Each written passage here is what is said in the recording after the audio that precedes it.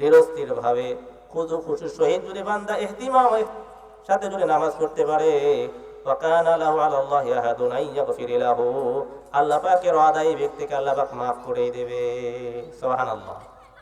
আল্লাহ পাক যদি ওয়াদা করে, এই আল্লাহ পাককে আমাদের দুনিয়ার মন্ত্রী এমপির মতো হাজারো মিথ্যা শপথ দেবে, হাজারো কথা বলবে, হাজারো কসম খাইবে, এই ওয়াদা দেবে ওয়াদা দেবে, ভোটের পরে এই করব সেই করব, ভোটের পর আর দেখা হবে না। আল্লাহ পাক এরকম না, আল্লাহ পাক ওয়াদা দিয়ে ওয়াদা মিস করে না।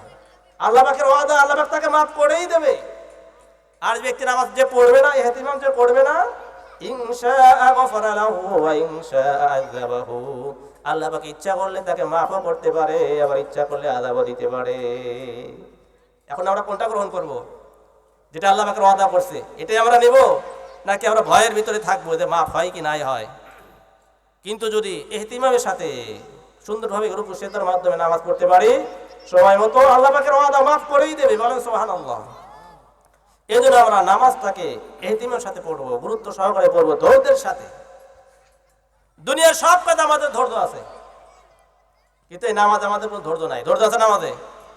ইমাম সাহেব যদি রুকু সিজদা একটু লম্বা হয়, সূরা একটু লম্বা হয়, মোনাজাত একটু লম্বা হয়, এই ইমাম সাহেবের চাকরি থাকে না, ঠিক না ভাই? ঠিক। অথচ চাষ চলে ঘন্টার পর ঘন্টা, টিভির সামনে ঘন্টার পর ঘন্টা, মোবাইলের সামনে ঘন্টার পর ঘন্টা সময় কাটায় দিই, বাজারের ভিতরে ঘন্টার পর ঘন্টা। এখনো দেখেন জালসা, এখানে জিকির আজকার হবে, আল্লাহর কথা রাসূলের কথা আলোচনা হবে, এখানে মানুষ আছে? জাল মেলার ভিতরে মানুষদের ভাড়া, ওখানে আমরা ঘন্টার পর ঘন্টা সময় ব্যয় করব। কিন্তু নামাজে আমাদের যত পেরেশান, যত অস্থিরতা, যত ছটফটানি। এই জন্য আল্লাহ তাআলা বললেন কি, আস্তাঈনু বিস-সাবরি ওয়াস-সালাত, ধৈর্যের সাথে নামাজ পড়ো। কিসের সাথে? ধৈর্যের সাথে, সুন্দরভাবে ধীরস্থিরভাবে রুকু সিজদা করতে হবে। এরপরে আশা করা যায় তাহলে এই নামাজটা আল্লাহর কাছে কবুল হবে। আর নামাজ যদি তাড়াহুড়া করা যায়, রুকু সিজদা তো ঠিক মতো করা না যায়, এই রুকুকে, এই নামাজকে আল্লাহ পাক পুরনো কাপড়ের মতো পেঁচাইয়া এই নামাজে মুখের উপর নিক্ষেপ করেন, এই তোর নামাজ তো তিনি, এই নামাজ আসমানে উঠবে না। কোথায় উঠবে না? আল্লাহর কাছে কবুল হবে না। এই জন্য নামাজ পড়বা, নামাজটা পড়বো ধীরস্থিরভাবে, সুন্দরভাবে। নামাজ হলো আমাদের একটা আল্লাহর কাছে সাহায্য পাওয়ার সবচেয়ে বড় একটা মাধ্যম হচ্ছে নামাজ। হযরত আব্দুল্লাহ ইবনে জালাল রাহমাতুল্লাহি আলাইহি বলেন, আমার মা বলল বাজার থেকে বড় একটা মাছ কেনার জন্য। হযরত আব্দুল্লাহ ইবনে জালাল রাহমাতুল্লাহি আলাইহি বলেন, আমার বাবার সাথে বাজারে গেলাম, বড় একটা মাছ কিনলাম, কিন্তু মাছটা এত বড়, একটা কুলির প্রয়োজন। একটা কুলি তালাশ করতেছিলাম, হঠাৎ একটা যুবক বলল, ভাইজান আপনার কি কুলি দরকার? আপনি যদি চান মাছটা আমি আপনার বাড়িতে পৌঁছায় দেবো। বলে হ্যাঁ, কুলির তো দরকার। বলে যুবকটা মাছ কাঁধে করে নিয়ে যখন বাড়ির দিকে রওনা করলো, রাস্তার ভিতরে আজান হয়ে গেল, আসসালাতু খায়রুম মিনান নাওম।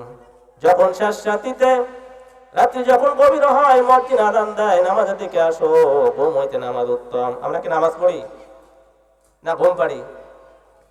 দুনিয়ার কাজে লিপ্ত থাকি নাকি আল্লাহর ইবাদত করি? হাইয়া আলাস সালাহ হাইয়া আলাল ফালাহ, মুয়াজ্জিন বলে কি বলে না? কল্যাণের দিকে আসো, নামাজের দিকে আসো, ভালো কাজের দিকে আসো। আমরা কি তাই করি না? ঘুমের ভিতরে, কাজের ভিতরে সময় ব্যয় করি। অথচ একটা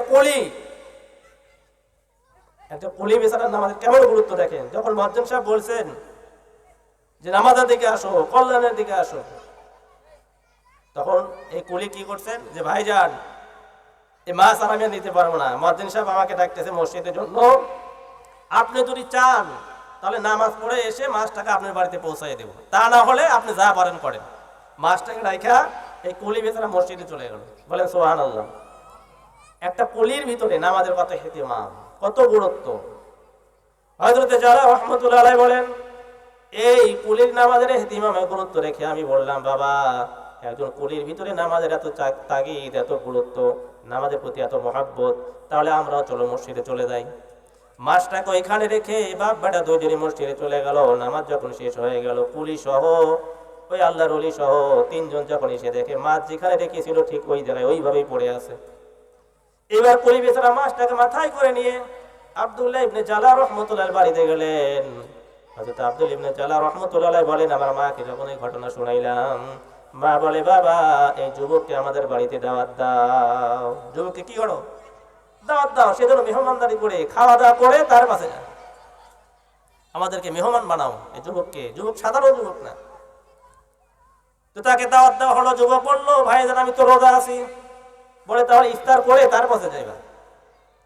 হযরত জালাল রাহমাতুল্লাহ আলাইহি বলেন এই যুবককে আমি ইফতারের জন্য দাওয়াত করলাম, যুবককে একটা ঘর দেখাইয়া দিলাম যেখানে আপনি আরাম করেন। এরপরে যখন ইফতার করলো, ইফতার করার পরে মাগরিবের নামাজ পড়ে যুবককে আমি বললাম এখানে আরাম করবেন। ওই যুবক ঘরের ভিতরে নামাজ পড়ে সারাদিন রোজা রেখে ইফতার করে নামাজ পড়ে ঘরের ভিতরে শুয়েছিল। পরের দিন সকালবেলা যখন আমি গেলাম যে দেখি ঘরের ভিতরে ওই যুবক আর নাই, যুবক চলে গেছে। যুবক কি করছে? কিন্তু আশ্চর্য বিষয় হলো আমার বাড়ির পাশে একটা ল্যাংড়া মহিলা ছিল, ল্যাং পাড়ে হাঁটতো। আমি দেখি সেই মহিলা আর ল্যাং পাড়ে হাঁটে না, সে সুস্থ হয়ে গেছে। আমি বললাম কি ব্যাপার, তুমি তো ল্যাংড়া হয়ে ল্যাংড়া করাইয়া করাইয়া হাঁটো, তুমি কেন সুস্থ? ওই যুবতী বলে ভাইজান আপনার বাড়িতে যে মেহমান ছিল আমি লক্ষ্য করে দেখলাম এই যুবক সারা রাত আল্লাহর ইবাদত করে, নামাজ পড়ে, রুকু করে, সিজদা করে। আমি মনে মনে চিন্তা করলাম এ তো কোনো সাধারণ ব্যক্তি না, কারণ যে ব্যক্তি আল্লাহর কুদরতি পায়ে রুকু করে, সিজদা করে, কি কোনো সাধারণ ব্যক্তি নাকি? সাধারণ ব্যক্তি? আল্লাহর কুদরতি পায়ে যে রুকু করে, সিজদা করে, নিশ্চয়ই আল্লাহর ওলি হবে। এই জন্য আমি দোয়া করলাম আল্লাহ তোমার এই বান্দার উসিলা দিয়া তুমি আমাকে সুস্থ করে দাও। কত বছর হলো ল্যাং পাড়ে খোড়াইয়া খোড়াইয়া হাঁটি, তোমার এই ওলির উসিলা দিয়া আমাকে তুমি সুস্থ করে দাও। ভাইজান আমার দোয়া করতে দেরি হয়েছে, কিন্তু আল্লাহ দোয়া কবুল করতে দেরি করে নাই, সুস্থ সঙ্গে সঙ্গে আমার পাও সুস্থ হয়ে গেছে।